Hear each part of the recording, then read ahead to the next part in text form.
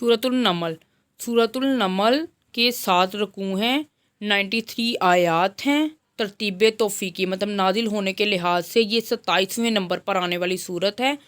तरतीब नज़ूली नाजिल होने के लिहाज से ये 48 नंबर पर आने वाली है। कुरान मजीद की ये 27वीं सूरत है और तरतीब नज़ूली नाजिल होने के लिहाज से ये 48 नंबर पर आने वाली सूरत है। और इसका मायनी है च्यूंटी। लफ्ज़ नमल सूरतुल नमल की आयत नंबर 18 में आया है। और नमल के बारे में कुरान मजीद में है कि ये चूंटी हज़रत सुलेमान अलैहिस्सलाम का जब ग्रोह गुज़र रहा था तो चूंटियों की सरदार ने कहा कि जल्दी जल्दी से गुजर जाओ, ये ना हो सुलेमान अलैहिस्सलाम का ग्रोह तुम्हें पाँव के नीचे रोनता हुआ चला जाए।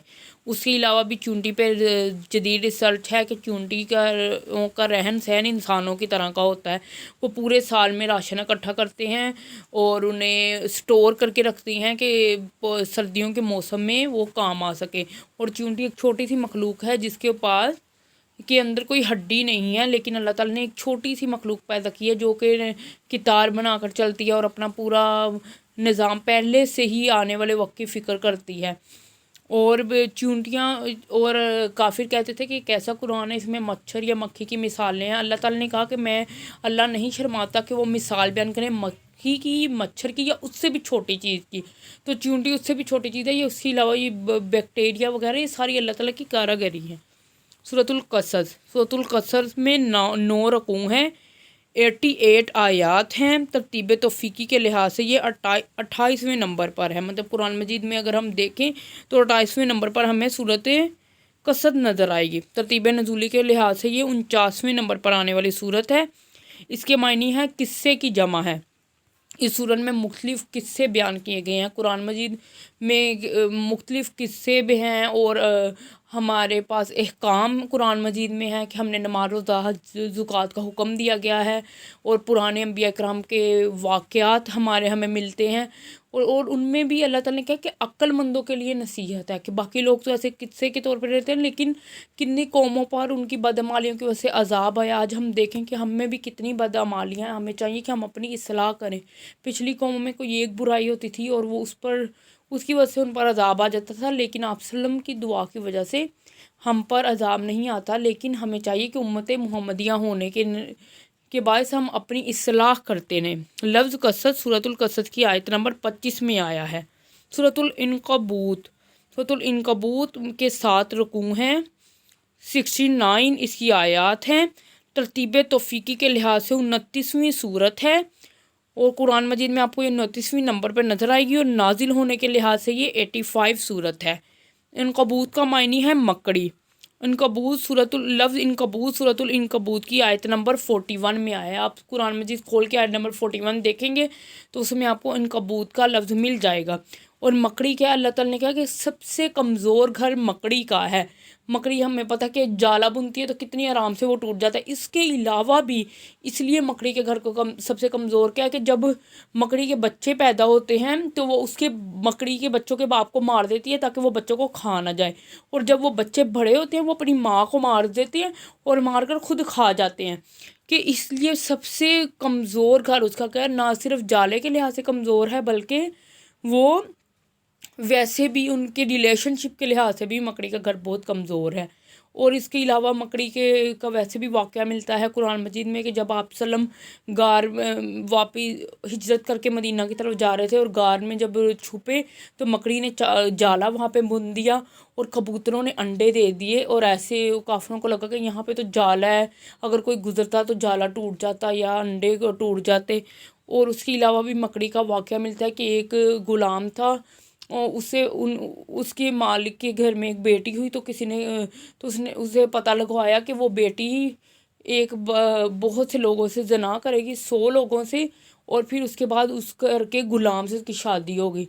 तो उसने वो बच्ची को मारने की बहुत कोशिश की और ख़ुद वहाँ से भाग गया, लेकिन वो बच्ची बाद में बच गई। और जब वो बड़ी हुई उसने वैसे ही किया और बाद में उस ग़ुलाम से उसकी शादी हुई।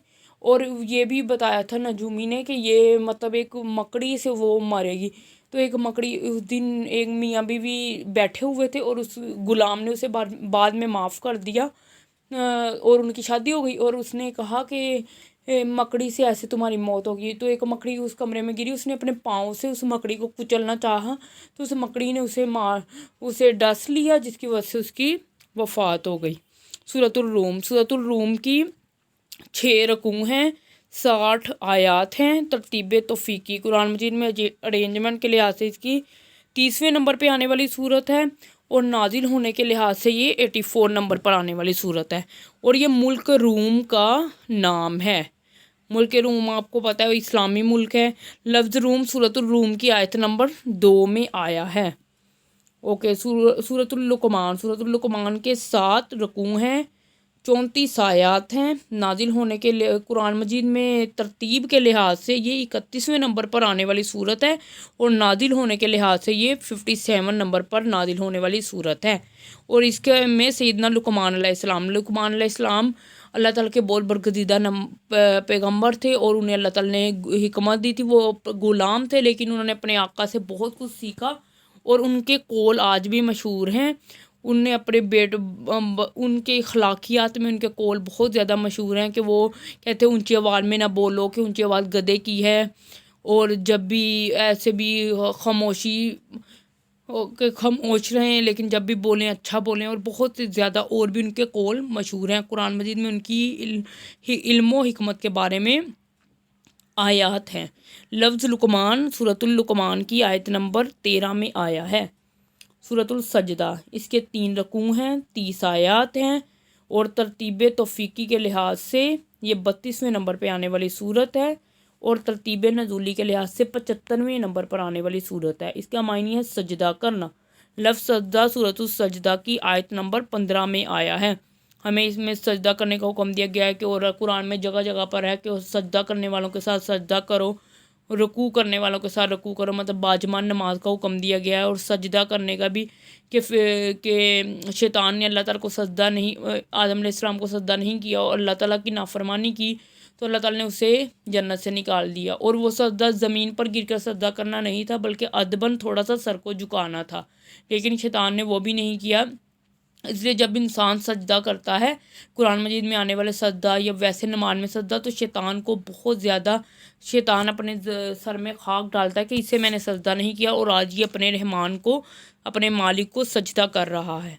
सूरतुल अहज़ाब 9 रकू हैं, और 73 आयात हैं, और इसमें तरतीब तौफीकी के लिहाज से 33वें नंबर पर आने वाली है सूरत है, और तरतीब नज़ूली के लिहाज से ये 90 नंबर पर आने वाली सूरत है, और हज़ब की जमा है ग्रोह।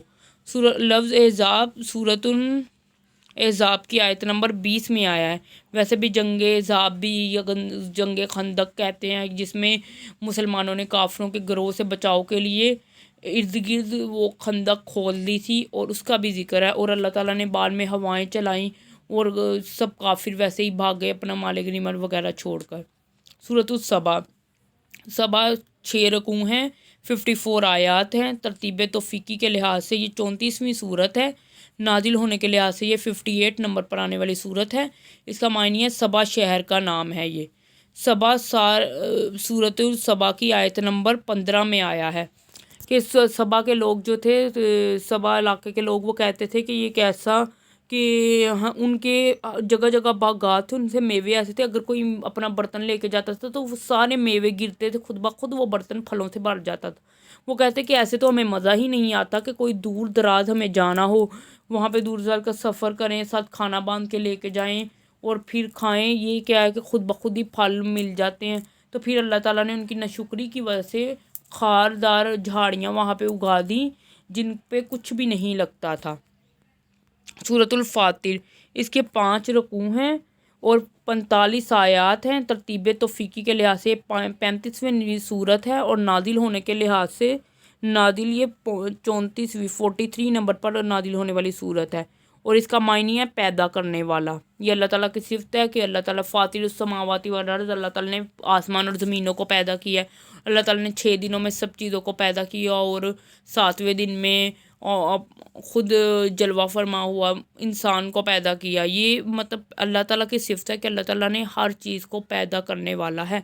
लफ्ज़ फातिर सूरतुल फातिर की आयत नंबर 1 में आया है। सूरतुल यासीन, इसके 5 रकू हैं, 45 आयात हैं। ترتیب توفیقی کے لحاظ سے یہ 36ویں صورت ہے، نازل ہونے کے لحاظ سے 41 صورت ہے۔ یہ حروف مقطعات ہے یاسین۔ لفظ یاسین صورت میں ایک کی آیت نمبر 1 میں آئے، ویسے بھی اسے صورت قرآن کا دل کہتے ہیں، اور یہ صورت الیاسین میں یہ ہے کہ انسان اپنے پیچھے کیا چھوڑ جاتا ہے، جیسے صدقہ جاریہ، اگر نیک مال کرتا ہے تو وہ صدقہ جاریہ بن جاتا ہے، یا نیک اولاد چھوڑ کے جاتا ہے تو وہ نیک اولاد اس کے لیے دعائیں کرتی ہے، وہ بھی اس کے لیے صدقہ جاریہ بن جاتے ہیں۔ اور اس کے علاوہ یا کہیں پہ کوئی مسجد وغیرہ بنا دیتا ہے، مسجد میں کوئی کام کروا دیتا ہے تو وہ اس کے لیے صدقہ جاریہ بن جاتا ہے۔ سورۃ الصافات 5 رکوع ہیں اور اس میں 182 آیات ہے۔ ترتیب توفیقی کے لحاظ سے 37ویں صورت ہے، 37ویں صورت ہے، اور ترتیب نزولی کے لحاظ سے 56 نمبر پہ آنے والی صورت ہے۔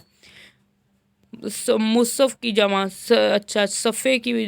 صفے باندھنے والے فرشتے اور صف، اور ویسے بھی جنگ کے میدان میں بھی مسلمان صفے باندھتے تھے، پہلے صفے میں باندھتے تھے، ایک صف آگے جا ہوتی تھی، پھر اس سے پیچھے، پھر اس کے پیچھے، اور ویسے بھی یہاں پہ فرشتے ہیں، غزوہ بدر میں بھی اللہ تعالیٰ نے فرشتوں سے مدد کی۔ اور سورۃ الصف، لفظ صف سورۃ الصف کی آیت نمبر 1 میں آیا ہے۔ سورۃ الصاد، اس کے 5 رکوع ہیں، 88 آیات ہے۔ ترتیب توفیقی کے لحاظ سے یہ 8 نمبر پر آنے والی صورت ہے، اور نازل ہونے کے لحاظ سے یہ 38 نمبر پر آنے والی صورت ہے، اور یہ صورت حروف مقطعات ہے۔ سواد، لفظ سواد آیا ہے سورۃ الصاد کے آیت نمبر 1 میں۔ اس کے بعد ہے سورۃ الزمر، یہ 8 رکوع ہیں، 75 آیات ہیں۔ ترتیب توفیقی کے لحاظ سے یہ 39ویں صورت ہے، اور ترتیب نزولی کے لحاظ سے 59 نمبر پہ آنے والی صورت ہے، اور اس کا معنی ہے گروہ، زمر کا معنی ہے گروہ۔ لفظ زمر سورۃ الزمر کی آیت نمبر 73 میں آیا ہے۔ سورۃ المومن 9 رکوع ہیں، 85 اس کی آیات ہیں۔ ترتیب توفیقی کے لحاظ سے 40ویں صورت ہے، اور نازل ہونے کے لحاظ سے یہ 60ویں صورت ہے، اور اس کا معنی ہے ایمان۔ سورۃ المومن کی آیت نمبر 28 میں آیا ہے۔ ویسے بھی ایک تو ہے جب ہم اسلام لاتے ہیں ہم مسلم بن جاتے ہیں، لیکن جب ہم نیک اعمال کرتے ہیں، اللہ کا تقوی اختیار کرتے ہیں، اللہ کے احکامات کی پیروی کرتے ہیں، تو ہم مومن بن جاتے ہیں۔ سورۃ الحامیم سجدہ، ترتیب اس کی 6 رکوع ہیں، 54 آیات ہیں۔ ترتیب توفیقی کے لحاظ سے یہ 41 صورت ہے، اور نازل ہونے کے لحاظ سے یہ 61 نمبر پہ آنے والی صورت ہے۔ اس کا معنی یہ ہے حروف مقطعات، حامیم کا حروف مقطعات ہے، اور سجدہ کا معنی ہے سجدہ۔ حامیم سجدہ، سورت حامیم، جو لفظ حامیم ہے وہ سورت حامیم سجدہ کی آیت نمبر 1 میں آیا ہے، اور سجدہ کا لفظ آیت نمبر 37 میں آیا ہے۔ سورۃ الشعراء 5 رکوع ہیں، 53 آیات ہیں۔ ترتیب توفیقی کے لحاظ سے 42 نمبر پہ آنے والی صورت ہے۔ ترتیب نزولی کے لحاظ سے 62 نمبر پر آنے والی صورت ہے۔ اس کا معنی ہے مشورہ دینا، اور لفظ شعراء سورۃ الشعراء کی آیت نمبر 38 میں آیا ہے۔ اور ویسے بھی اللہ تعالیٰ نے آپ وسلم کو، جب ہم اللہ سے مشورہ کرتے ہیں تو ہم دعائے استخارہ پڑھتے ہیں، 2 نفل پڑھ کے دعائے استخارہ کرتے ہیں، وہ ہم اللہ تعالیٰ سے مشورہ کے لیے سورۃ الاستخارہ پڑھتے ہیں، استخارہ کی دعا کرتے ہیں۔ اس کے علاوہ بھی جو ہے سورۃ الشعراء میں مشورہ لینا، اللہ تعالیٰ نے آپ کو حکم دیا کہ جب بھی آپ کوئی معاملہ کرنے لگیں تو آپس میں اپنے صحابہ سے مشورہ لے لیا کریں، اور جب آپ کوئی فیصلے پہ پہنچ جائیں تو اس کے بعد اللہ تعالیٰ پہ بھروسہ کریں۔ سورۃ الزخرف 7 رکوع ہیں، 87 آیات ہیں۔ ترتیب توفیقی کے لحاظ سے 43 صورت ہے، اور ترتیب نزولی کے لحاظ سے یہ 63 صورت ہے، اور اس کے معنی ہے سونا۔ سورۃ الزخرف میں لفظ زخرف ہے وہ آیت نمبر 35 میں آیا ہے۔ سورۃ الدخان 3 رکوع ہیں، 59 اس کی آیات ہیں۔ ترتیب توفیقی کے لحاظ سے 44 نمبر پہ آنے والی صورت ہے، نازل ہونے کے لحاظ سے 64 نمبر پہ آنے والی صورت ہے۔ اس کا معنی ہے دھواں، لب دخان۔ سورۃ الدخان کی آیت نمبر 10 میں آیا ہے۔ اور ویسے بھی ہے کہ قیامت کے وقت جب ہوگا، سب یہ پہاڑ ریزہ ریزہ ہو جائیں گی، اور دھواں ہر طرف ہو جائے گا، اور ایسے پہاڑ چھوٹے چھوٹے پیس، جیسے روئی کو دنکی ہوئی روئی ہوتی ہے ویسا ہو جائے گا، اور اللہ تعالیٰ نے یہی کہا کہ اگر بدعمالیوں سے لوگ نہ باز آئے تو ان کے ماحول جو ہے آب و ہوا ہے وہ خراب ہو جاتی ہے. پانی میں جو پولوشن ہے، فضاؤں میں آلودگی ہے، یہ ہمارے اعمال بدعمالیوں کی وجہ سے. اس لیے ہمیں اللہ تعالیٰ سے ڈرنا چاہیے اور نیک اعمال کرنے چاہیے. سورۃ الجاثیہ 4 رکوع ہیں، 37 آیات ہیں. ترتیب توفیقی کے لحاظ سے 45 صورت ہے. نازل ہونے کے لحاظ سے 65 نمبر پہ آنے والی صورت ہے. اور اس کے معنی ہے گھٹنوں کے بل گرنا. سورۃ الجاثیہ سورۃ الجاثیہ کی آیت نمبر 28 میں آیا ہے. اور ویسے بھی ہمیں جو ہے سجدہ صرف اللہ تعالیٰ کو کرنا چاہیے. گھٹنوں کے بل جب ہم گرتے ہیں سجدہ کرنا ہے، اور اللہ تعالیٰ کے علاوہ کسی کو سجدہ کرنا جائز نہیں ہے، اور یہ شرک میں آتا ہے. سورۃ الاحقاف 4 رکوع ہیں، 35 آیات ہیں. ترتیب توفیقی کے لحاظ سے 46 صورت ہے. نازل ہونے کے لحاظ سے 66 نمبر پہ آنے والی صورت ہے. اس کے معنی ہے ریت کے ٹیلے. لفظ احقاف سورۃ الاحقاف کی آیت نمبر 21 میں آیا ہے. سورۃ المحمد 4 رکوع ہیں، 38 آیات ہیں. ترتیب توفیقی کے لحاظ سے 46 صورت ہے. ترتیب نزولی کے لحاظ سے 95 نمبر پہ آنے والی صورت ہے. محمد صلی اللہ علیہ وسلم کا نام ہے. لفظ محمد سورۃ المحمد کی آیت نمبر 2 میں آیا ہے.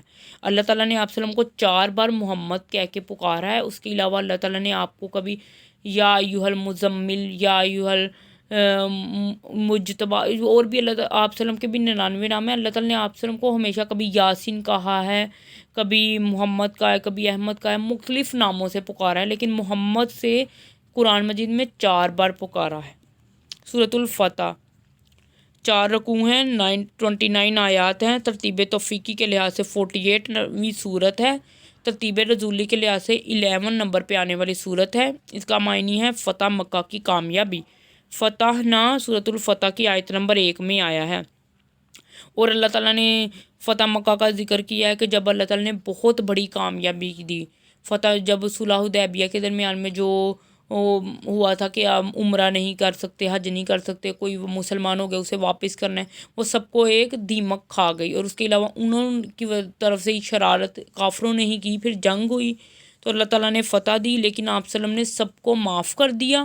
اور ابو سفیان کے گھر والوں کو بھی کہا کہ ابو سفیان کے گھر میں جو پناہ لے لے وہ بھی اسے بھی معاف کر دیا جائے گا. حالانکہ ابو سفیان پہلے اسلام کے بہت بڑے دشمن تھے، لیکن آپ صلی اللہ علیہ وسلم نے انہیں بھی عزت بخشی اور سب کو معاف کر دیا.